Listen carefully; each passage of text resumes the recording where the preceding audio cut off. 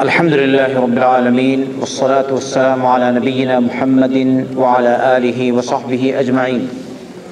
أما بعد فأعوذ بالله من الشيطان الرجيم.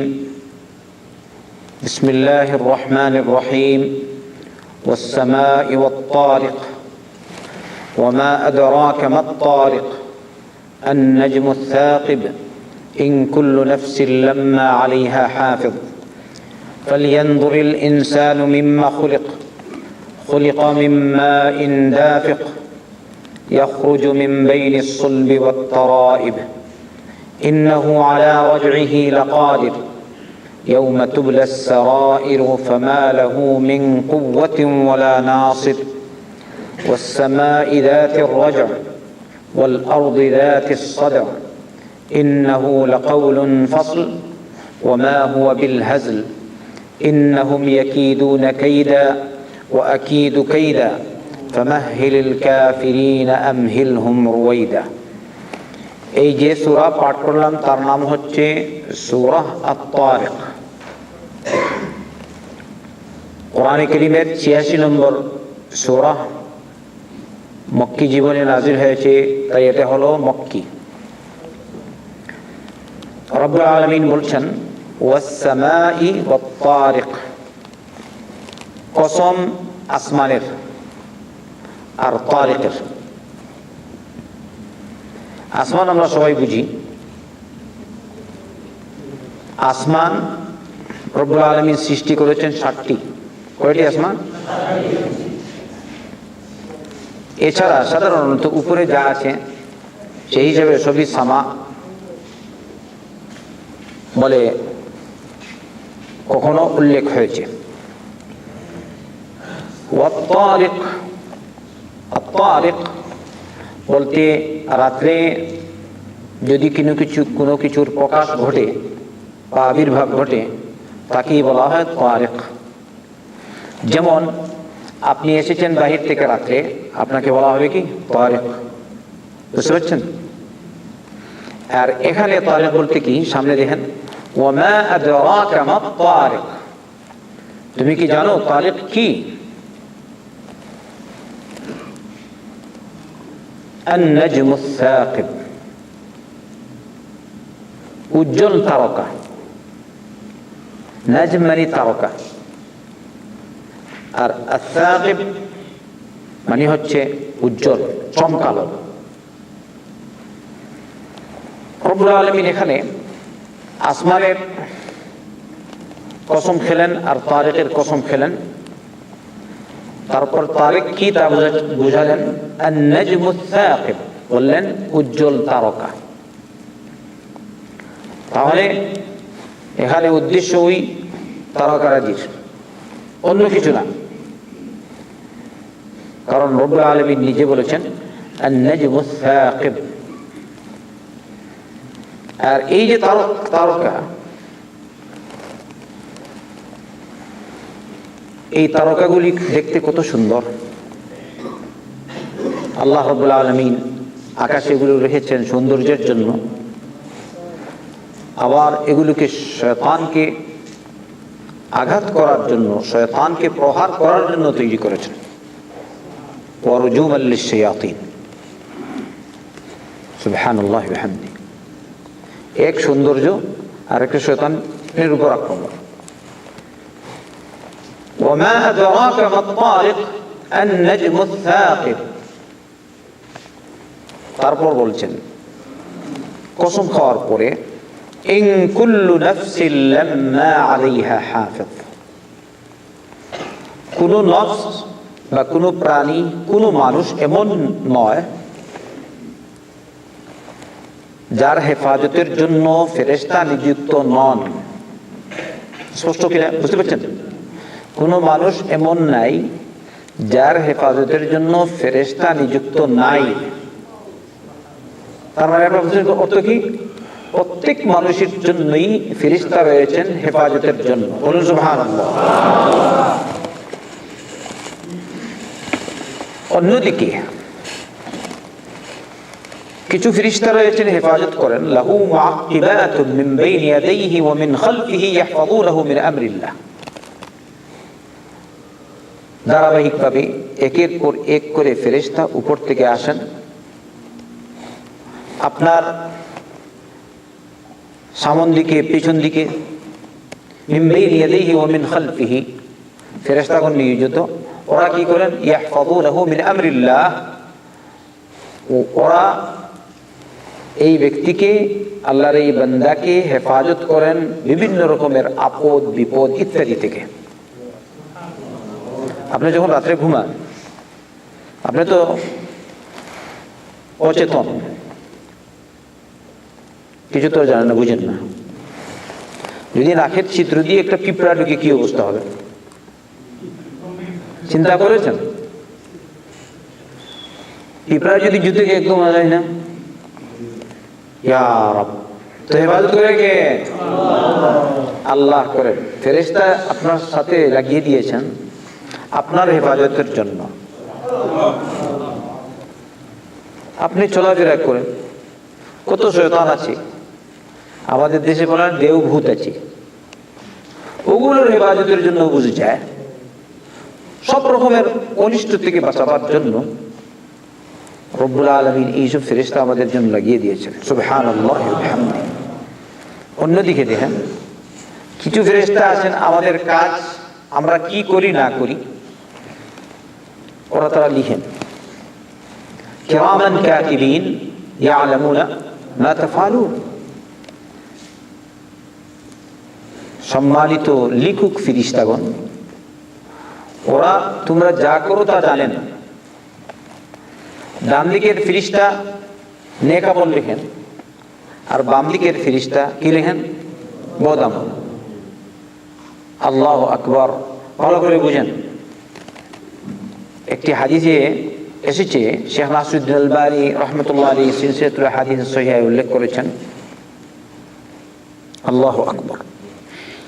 ডান দিকের ফেরেশতা আপনি যদি নেক কাজ করে নেন, করার ইচ্ছা করেন, সাথে সাথে আলাদা লেখ নাকি একটু এটা তো প্রসিদ্ধ, সাথে সাথেই লেট নাই, বিলম্ব নাই। আবার যদি কাজটি করে নেন তাহলে 10 নাকি, আবার 10 থেকে কত বেশি আল্লাহু আ'লাম। আল্লাহু ইউদাইফু লিমান ইয়াশা।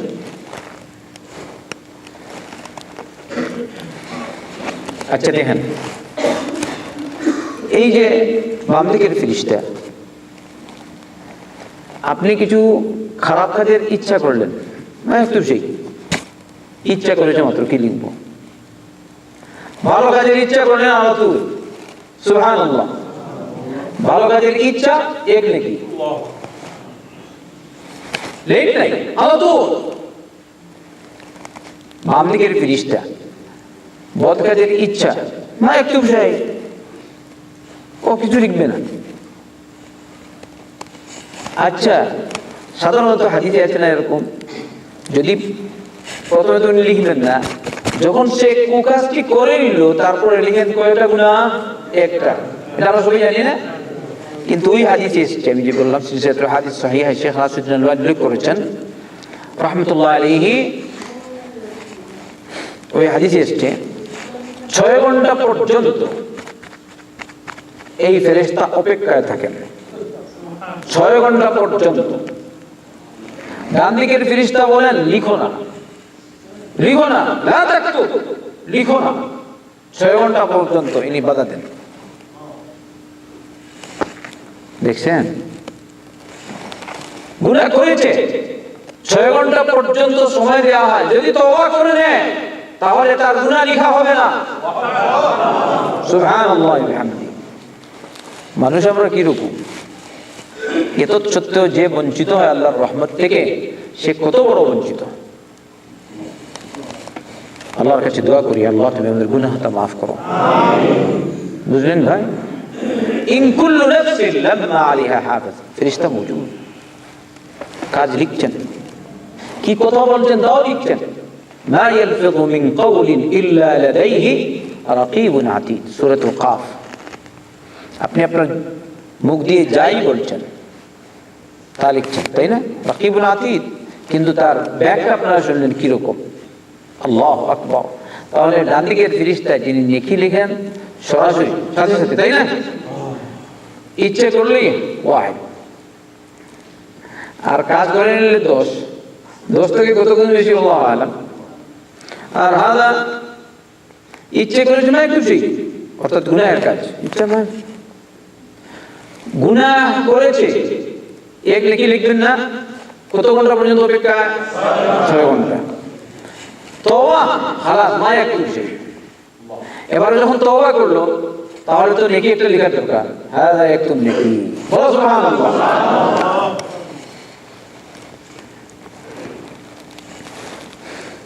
তাইলে এর চেয়ে বড় হতভাগা কে হতে পারে যে আল্লাহর রহমত থেকে বঞ্চিত হয়? আল্লাহ কত ব্যবস্থা করে দিয়েছেন আল্লাহ আমাদেরকে মাফ করার মতো, সুবহানাল্লাহ। আল্লাহ আমাদেরকে মাফ করার মতো কত ব্যবস্থাপনা আমাদের সামনে রেখেছেন। এই সব করো তোমরা, গুনাহ হয়ে গেছে বাই চান্স, সাথে সাথে তওবা। এজন্যই নবী করিম সাল্লাল্লাহু আলাইহি ওয়াসাল্লাম বলেছেন, ইত্তাকিল্লাহ হাইথু মা কুনতা, তুমি যেখানেই থাকো ভয় করো কাকে? আল্লাহকে। একা আছো রুমে, কাকে ভয় করো? তুমি দায়িত্বে আছো, টাকা পয়সা কফিল জানে না, অথবা তোমার দোকানের মালিক জানে না, যেই হোক মালিক, চাই সৌদি চাই গায়র সৌদি, আছে না এরকম? কিন্তু তুমি এবারে তোমার ভিতরে যদি আল্লাহর ভয় থাকে, হাজার হাজার রিয়াল ইচ্ছে করলে প্রত্যেকদিন 100 রিয়াল মারতে পারে, না না, ও বলে মারবো না, কারণ ও যদি আমাকে না দেখে, দেখছে কে? হাযা ফিরিশতা মওজুদ আলা তুল। ইত্তাকিল্লাহ হাইথু মা কুনতা। তাই অনেক মানুষ আছে, মানুষের সামনে হয়তো ভালো কাজ করে, আর যখন অদৃশ্যে চলে যায় তখন মাফি মুশকিলা। তাহলে তুমি ভয় করলে কাকে? মানুষকে, আল্লাহকে ভয় করোনি। তো নবী করিম সাল্লাল্লাহু আলাইহি ওয়াসাল্লাম বলেছেন, ইত্তাকিল্লাহ হাইথু মা কুনতা, তুমি যেখানেই থাকো ভয় করো আল্লাহকে। যে এরকম ভয় করতে পারি আমরা আল্লাহকে, তাহলে আমরা মনে করেন আল্লাহ নাফরমানি থেকে বেঁচে যাব। তাই খৌফ সৃষ্টি করি আমরা আল্লাহ আমাদের মনে। ইত্তাকিল্লাহ হাইথু মা কুনত ওয়া আতবি'is সাইয়্যাতাল হাসানাতা তামহুহা। গুনাহ হয়ে গেলে সাথে সাথে হাসানা করো, নেকি, তার মানে তওবা করো। যদি তওবা করে নাও, তোমার গুনাহ অটোমেটিকলি মাফ হয়ে যাবে, সুবহানাল্লাহ। তওবা করলে মাফ, খালাস, হালাত মিটে গেল। তাহলে বোঝা গেল এই যে ফেরেশতা 6 ঘন্টা অপেক্ষা, গুনাহ হয়েছে 6 ঘন্টা যত অপেক্ষা, তওবা করে নিয়েছে, অটোমেটিকলি মাফ। وأتبع السيئة الحسنة تمحها আর কি? وخالق الناس بخلق حسن, মানুষের সাথে সদ্ব্যবহার করো, ভালো আচরণ করো। আচ্ছা, আমাদের থেকে ভুল হয় কিনা? কেউ আছে যে বলতে আমার থেকে ভুল হয় না? সবার থেকে ভুল হয়। তাই আমাদের সকলেরই উচিত, একজনের যদি ভুল হয় তাই আমি ওকে মাফ করবো, কারণ আমার থেকে তো ভুল হয়, তো আমি কেন বুঝি না? আমার হয়ে গেছে এইরকম অবস্থা যে আমরা মাফ করতে চাই না। আল্লাহ বলেন, আলা তুহিব্বুনা আন ইয়াগফিরাল্লাহু লাকুম, তোমরা কি চাও না আল্লাহ যেন তোমাদেরকে মাফ করে? তুমি যদি আরেকজনকে মাফ করো, তোমার রব তোমাকে মাফ করে দেবে। এটা হচ্ছে আল্লাহর গুণ। কার থেকে ভুল হয় না? কথা বলতে সময় আদা মিস্টেক হয় কিনা? আচার আচরণের মিস্টেক হতে পারে। অন্যদিকে সবসময় মানুষের মিজাজও ঠিক থাকে না। আপনি যাচ্ছেন, আরেকজন সালাম করলেন, আসসালামু আলাইকুম, ও সালাম উত্তর দিলেন, আপনি বললেন ও মুশকিল, ও আমার ভুল আগে গেছে। এটা ঠিক না, বোধ ধারণা ঠিক না। হয়তো সে মানসিক বা অন্য কোনো চিন্তা আছে, তার খেয়াল করেনি। এরকম হয় না অনেক সময়? আমারও হয়, আপনারও হবে, কেন হবে না? মানুষ তো আপনি। তাই বোধ ধারণা করবেন না, মানুষের সাথে ভালো ধারণা করবেন সবসময়, তো কি হবে? সওয়াব। আর যদি বোধ ধারণা, ইন্না বা'দায-যন্নি ইসমুন, রব্বুল আলামিন বলেছেন, শোনো, কোনো কোনো ধারণা হচ্ছে গুনাহ, আর এই যে কোনো কোনো ধারণা বলতে কোনটা? বোধ ধারণা। আল্লাহ আমাদের হেফাজত করুন। ইন কুল্লু নাফসিন লাম্মা আলাইহা হাফিজ। আল্লাহু আকবার। সবসময় আপনার সাথে ফেরেশতা মজুদ, যারা আপনার হেফাজত করেন। ইন কুল্লু নাফসিন লাম্মা আলাইহা হাফিজ। তারপর আল্লাহ আমাদেরকে বলছেন, তুমি দেখো তুমি কোত্থেকে সৃষ্টি হয়েছো, কিরকম তুমি সৃষ্টি হয়েছো, একটু চিন্তা করো।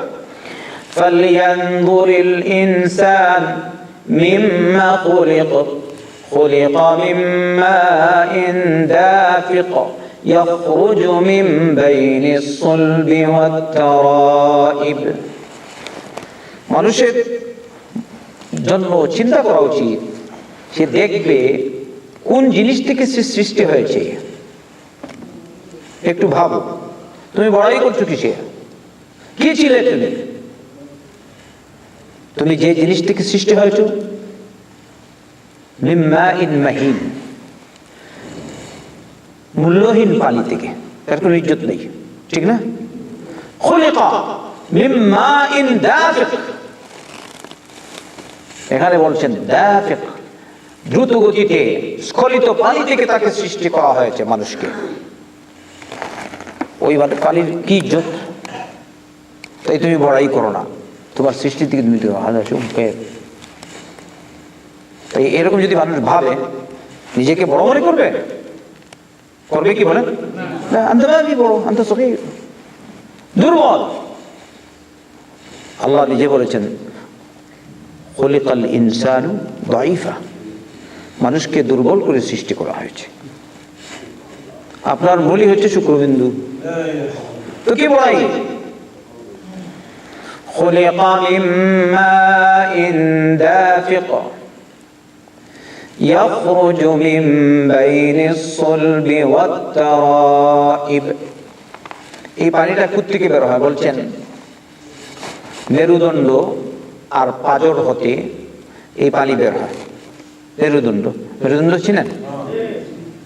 কই সবাই চিনে, আরবিতে সুলব বলা হয় আর কি, ব্যাকবোন ইংলিশ। আর এটা হচ্ছে পাজরের হাড়, এগুলো থেকে বের হয়। কিরকম এটা তুমি জানো না, ওটা জিজ্ঞেস করো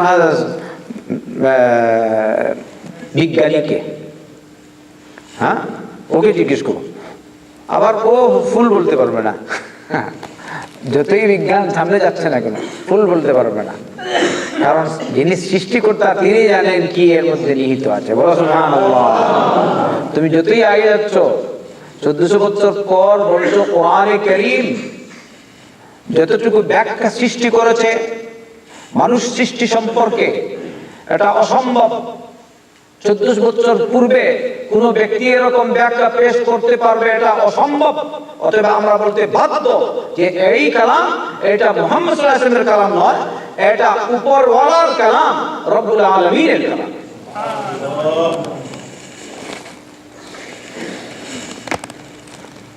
কোন সায়েন্টিস্ট বলেছেন, এখানে কিছু লোক ইসলাম কবুল করেছে এই সৌদিতে, একথা বলে দ্ব্যর্থহীন কণ্ঠে ঘোষণা দিয়েছে, এটা অসম্ভব। মুহাম্মদ সাল্লাল্লাহু আলাইহি ওয়াসাল্লাম একজন মানুষ হয়ে এরকম বলবে, এটা মানা যায় না। তার কাছে ওহী এসেছে রব্বুল আলামিনের পক্ষ থেকে, তাই সে বলেছে। এইসব তথ্য সে কিরকম বলে? ইকরা বিসমি রাব্বিকাল্লাযী খালাক খালাকাল ইনসানা মিন আলাক ইকরা ওয়া রাব্বুকাল আকরাম আল্লাযী আল্লামা বিল কলম আল্লামাল ইনসানা মা লাম ইয়ালাম। সুবহানাল্লাহ। খালাকাল ইনসানা মিন খালাক মিন আলাক, খালাকাল ইনসানা মিন আলাক। আল্লাহ মানুষকে আলাক থেকে সৃষ্টি করেছেন। আর আলাক মানে কি? জুঁক। জুঁক আমরা আরবিতে আগে শিখেছি, বুঝছেন? আলাকা জুঁক, আলাকা জুঁক। ইংলিশে শিখেছিলাম লিচ জুঁক, লিক জুঁক। সে যে শিখেছেন কিনা না ভুলে গেছেন আপনারা? লিচ জুঁক বলুন ছোটবেলা, লিচ জুঁক। হ্যাঁ, আর কি জুঁক? আলাকা জুঁক, আলাকা জুঁক। এখন রব্বুল আলামিন বলেছেন আলাক। আপনি হয়তো তার ব্যাখ্যা করবেন ক্লট অফ ব্লাড, ইংরেজিতে জমাট রক্ত। ক্লট অফ ব্লাড, জমাট রক্ত। আচ্ছা, জুঁক আপনারা দেখেছেন? চুপ, জুঁকে কয়টা হাড় আছে? হাড্ডি আছে? হাফিজ। তুমি প্রথমে শুক্রবিন্দু, ثم جعلناه نطفة في قرار مكين ثم خلقنا النطفة علقة فخلقنا العلقة مضغة فخلقنا المضغة عظاما فكسونا العظام لحما سبحان الله ثم أنشأناه خلقا آخر فتبارك الله أحسن الخالقين. আল্লাহর মতো সুন্দর সুন্দর সৃষ্টি করতে আর কেউ আছে? ওয়ালাকাদ খালাকনাল ইনসানা মিন সুলালাতিন মিন তিন। প্রথম সৃষ্টি মানুষের কিসের থেকে? মাটি থেকে, মাটির নির্যাস থেকে, সুলালা। তারপরে কি হয়েছে? তারপরে ثم جعلناه نطفة في قرار مكين, নির্দিষ্ট স্থানে কিছুদিন ছিল শুক্রবিন্দু রূপে লুৎফা, তাই না? তারপরে লুৎফা হয়ে গেছে আলাকা, জমাট রক্ত, ক্লট অফ ব্লাড। আর এই যে ক্লট অফ ব্লাড, বৈজ্ঞানিকেরা তারা পেশ করেছে মায়ের জরায়ুতে কিরকম একটা ক্লট দেখতে দেখা যায়, সেম ওই আলাকা যে বললাম আমি, ঝুঁকের মতো। সুবহানাল্লাহ ওয়া বিহামদি। দেখুন বৈজ্ঞানিকরা কিরকম করেছেন। এক সাইডে রাখুন ঝুঁক আর একটা এটা। তারপরে কি? ফাখালাকনাল আলাকাতা মুদগাতান, তারপরে আলাকাকে মুদগা বানিয়েছি। আচ্ছা, মুদগা আমরা তো তার অর্থ সাধারণত করে থাকেন মাংসপিণ্ড, গোশতের টুকরা, তাই না?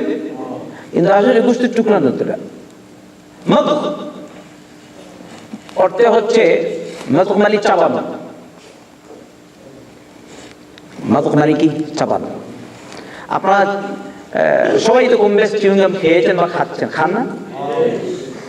তো আমি এখন খাই না আর কি, কিন্তু আগে তো খেয়েছি কম বেশ, হয়তো বেশি খেতাম না, মাঝে মধ্যে এত সুখ খেতাম। চিউইংগাম একটু যদি বেশি করে নেন, তারপরে এরকম চাপিয়ে বের করুন দুধ দিয়ে, দাঁতের দাগ বসে কিনা? হ্যাঁ। তো মুদগা শব্দের অর্থ হচ্ছে চাবানো মাংসপিণ্ড, চাবানো একটা কিছু, চাবানো একটা কিছু। আপনি দেখবেন ওই চাবানো একটু কিছুর মতো তারা যে ওই মাংসপিণ্ড যখন হয় মায়ের পেটে, সেম এরকম মুদগা মানে একটা চিউইং বস্তুর মতো সেম এরকম দেখা যায়। সুবহানাল্লাহ। শুধু শব্দকে এমনি বস মুফাসসিরিন ব্যাখ্যাকার এরকম করেছেন, কিন্তু বর্তমান জমানায় এই যুগে বৈজ্ঞানিকেরা কোরআনে কারীম কে তারা তন্ন তন্ন করে বের করছে। কোরআনে কারীমে বৈজ্ঞানিক সূত্রে কি কি পাওয়া যায়, মানুষ সৃষ্টির মূল কারণ দেখা যাচ্ছে, সবচেয়ে বেশি পাওয়া যাচ্ছে কোরআনে কারীমে। সুবহানাল্লাহ। কিরকম সুন্দর করে এক এক ধাপ করে, হ্যাঁ, আস্তে আস্তে করে কিরকম যে মানুষ সৃষ্টি হয় মায়ের পেটে, পরিপূর্ণরূপে বিবরণ এসে গেছে কোরআনে কারীমে। সুবহানাল্লাহ। তাই কোন কোন বৈজ্ঞানিক বলতে বাধ্য হয়েছেন, আমরা বলতে বাধ্য, এটা মুহাম্মদ সাল্লাল্লাহু আলাইহি ওয়াসাল্লামের বানানো কোনো বাণী নয়, এটা কার পক্ষ থেকে এসেছে? স্বয়ং রব্বুল আলামিনের পক্ষ থেকে এসেছে। সুবহানাল্লাহ। আল্লাহ এখানে বলছেন ওই যে লুৎফা শুক্রবিন্দু কিরকম বের হয়, কোত্থেকে বের হয়? মিন বাইনি সুলবি ওয়াত তারাইবি, অজরের হাড় আর মেরুদণ্ড থেকে। তারপর ইন্নাহু আলা রাজইহি লাকাদির, যে আল্লাহ তোমাকে এরকম একটি, যদি আমরা বলি নিকৃষ্ট পদার্থ থেকে সৃষ্টি করেছেন, যেটাকে আমরা খুব খারাপ পাই কিনা, এই পদার্থ শুক্রাণু বা শুক্রবিন্দু বীর্য খারাপ পাই কিনা? এ থেকে তোমাকে আল্লাহ সৃষ্টি করেছেন, কিরকম যে বের হয়েছে আর কিরকম সৃষ্টি করলেন, সুবহানাল্লাহ। বর্তমানে তুমি কিরকম মানুষ হয়েছো, কত সুন্দর মানুষ, মাশাআল্লাহ। হাত পা চোখ নাক কত সুন্দর আছে তোমার, কত সুন্দর কথা বলো, তোমার বক্তব্য শুনে হাজার হাজার মানুষ তোমার দিকে কান পেতে বসে থাকে, ঠিক না? এরকম হয় আছে কিনা? এই যোগ্যতা আর এই মর্যাদা তোমাকে কে দিল? আচ্ছা, তুমি এত বড় বক্তা নও, কিন্তু তবুও তুমি মানুষ। তোমাকে রব্বুল আলামিন ইজ্জতওয়ালা একটি সৃষ্টি হিসেবে তোমাকে সৃষ্টি করেছেন। লাকাদ খালাকনাল ইনসানা ফি আহসানি তাকওয়িম, নিশ্চয় আমি মানুষকে সর্বোত্তম গঠনে সৃষ্টি করেছি। সুবহানাল্লাহ, আমাদেরকে আল্লাহ পাক সর্বোত্তম গঠনে সৃষ্টি করেছেন। কেউ হয়তো তোমার কিরকম সর্বোত্তম, আমি তো কালো, কিন্তু তুমি মানুষ হিসেবে তোমার গঠন সর্বোত্তম। কে বলেছেন? রব্বুল আলামিন। ওয়ালাকাদ কাররামনা বনি আদম, আল্লাহ বলেছেন আমি আদম সন্তানকে ইজ্জতওয়ালা বানিয়েছি, সম্মানিত করেছি।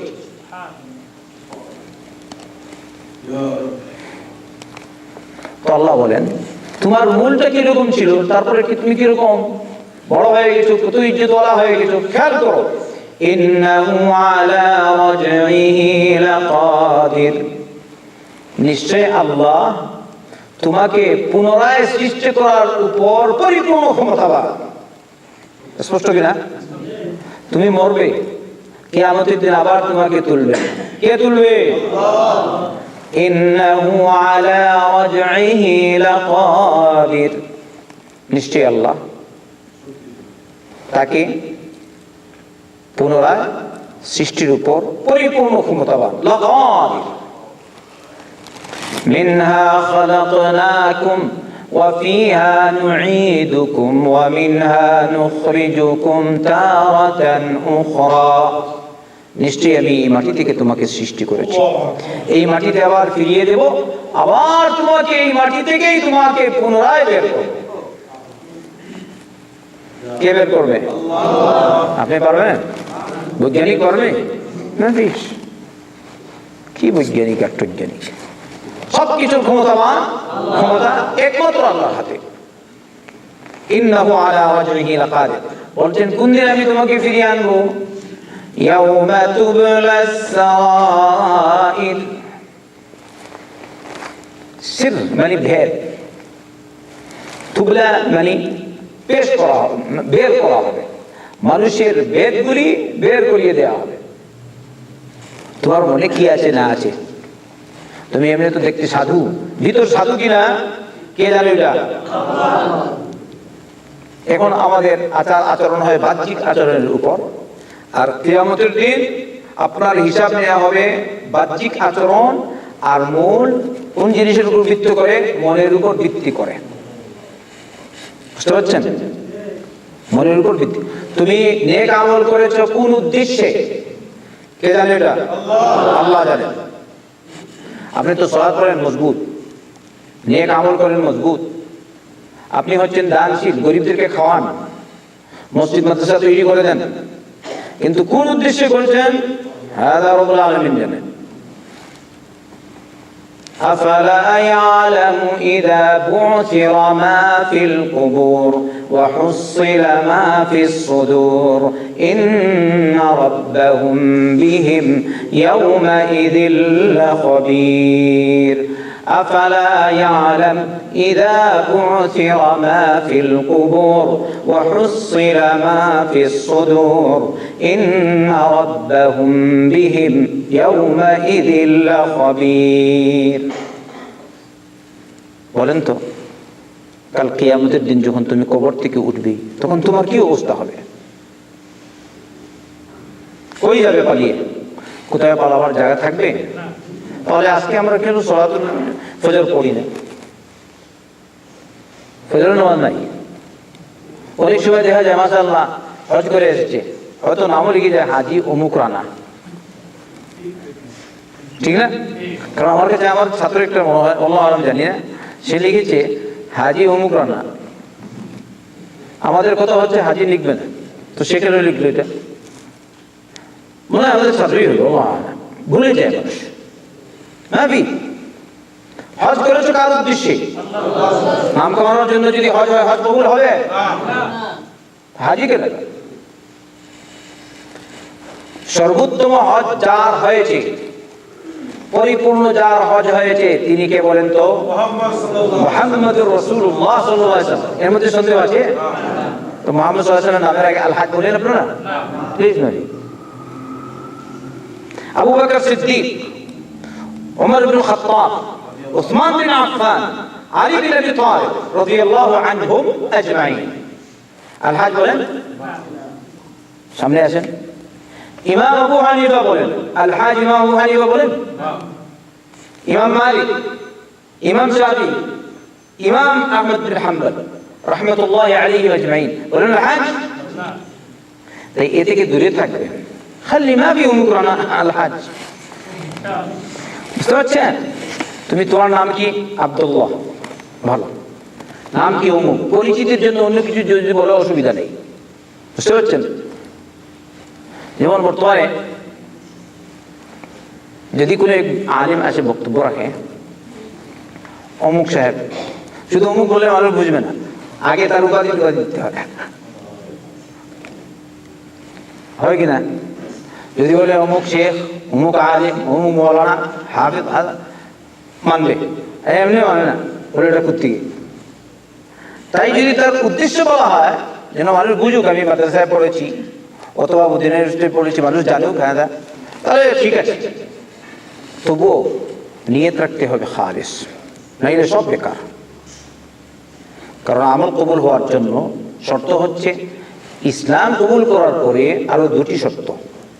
এক, নিয়ত খালিস হবে, আর আরেকটা মুহাম্মদুর রাসূলুল্লাহ সাল্লাল্লাহু আলাইহি ওয়াসাল্লামের ইত্তিবা হতে হবে।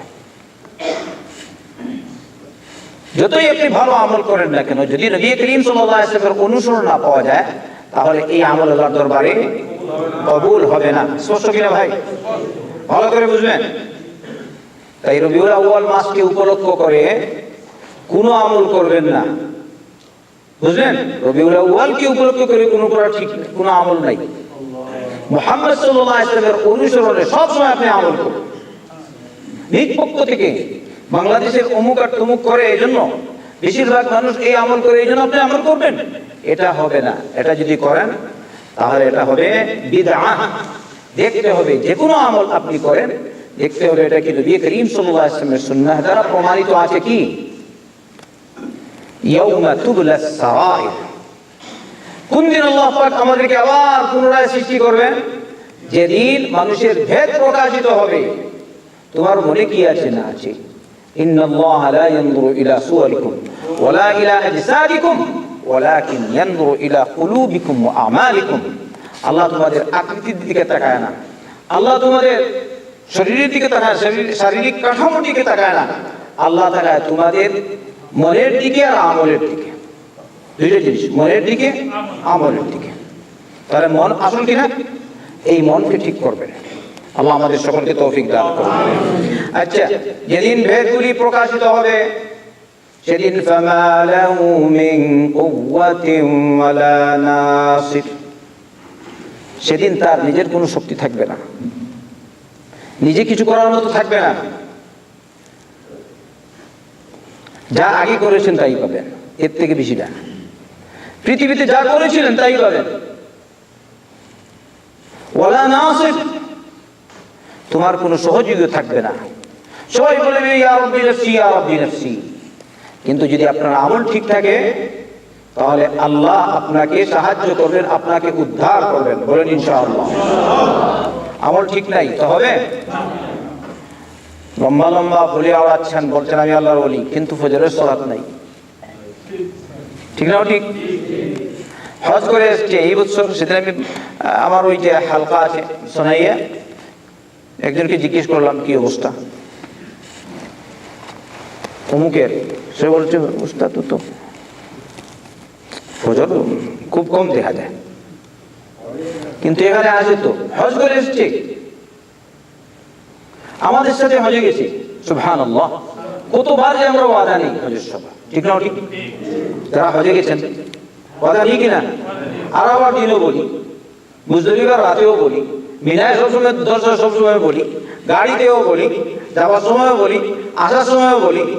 এখানে দর্শে কতদিন ওয়াদা নেওয়া হয়, হজ করে আসে, আবার 2-1 সপ্তাহ হয়তো থাকলো, পরবর্তীতে আবার ওই আগের শিকারে পরিণত হয়ে যায়। সবাই বলি নাউযুবিল্লাহ। অনেক লোক, একজন দুইজন না। তাই আমি আপনাদের সকলকে এই আহ্বান জানাবো যে ওয়াদা করেছেন রব্বুল আলামিনের সাথে, বিশেষ করে আরাফার দিনে খবরদার সেই ওয়াদা ভঙ্গ করো না। আর এই ওয়াদা তো রব্বুল আলামিন তোমার থেকে আগে নিয়ে গেছেন। আরাফায় যাও না, যারা যায়নি আরাফায়, তোমরা কি প্রতিজ্ঞা করোনি? প্রতিজ্ঞা করোনি? সবাই আমরা প্রতিজ্ঞা করেছি আল্লাহকে মানব। আপনি বলেন না আমি ঈমান আনলাম আল্লাহর উপর, বলেছেন তো আল্লাহর সাথে প্রতিজ্ঞা করেনি আপনি? যদি আল্লাহর সাথে প্রতিজ্ঞা না করেন তাহলে তো আপনি মুমিন হবেন না। তাই সবাই আসুন তওবা করে আল্লাহর দিকে ফিরি, কিয়ামতের কথা স্মরণ করি। এখানে যে আল্লাহ বলেছেন ইন্নাহু আলা রাজইহি লাকাদির ইয়াওমা তুবলাস সারাইর ফামা লাহু মিন কুওয়াতিন ওয়ালা নাসির। রব বলেছেন নিশ্চয়ই আল্লাহ এই ইনসানকে পুনরায় সৃষ্টি করার উপর সক্ষম। আল্লাহ আবার সৃষ্টি করবেন তাকে, আবার বের করবেন তাকে। কোত্থেকে? ওই মাটি থেকে। মাটিতে যাবে, মাটির সাথে মিশে যাবে, নিষ্পেষিত হবে, আবার ওখান থেকে আবার বের করবো। সুবহানাল্লাহ। কিরকম আল্লাহ বের করবেন তার তো অনেক নজির আছে। খালাস, যেহেতু সময় শেষ। ইন্নাহু আলা রাজইহি লাকাদির ইয়াওমা তুবলাস সারাইর। কোন দিন? যেদিন ভেদগুলি প্রকাশিত হবে, মনের সংবাদ, আপনার সংবাদ, মনে যা আছে না আছে সব প্রকাশ করা হবে সেদিন। অর্থাৎ কোন দিন?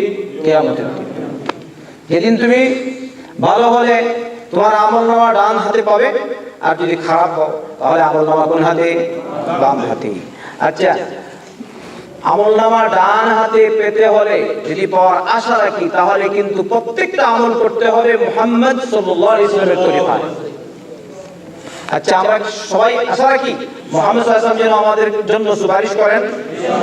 তাহলে নবী করিম সাল্লাল্লাহু আলাইহি ওয়াসাল্লামের সুপারিশ আপনি পাবেন নবী করিম সাল্লাল্লাহু আলাইহি ওয়াসাল্লামের সুন্নতের অনুসরণ না করে।